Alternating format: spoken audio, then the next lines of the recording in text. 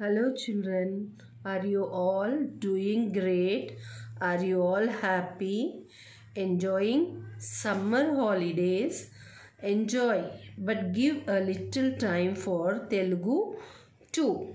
Come on children, today we learn Telugu letters, Achulu, vowels, Aksharamula, Dwani, sounds of letters, A, I, U, Ru, E, I, O, Au, Aha. Once again we'll repeat children.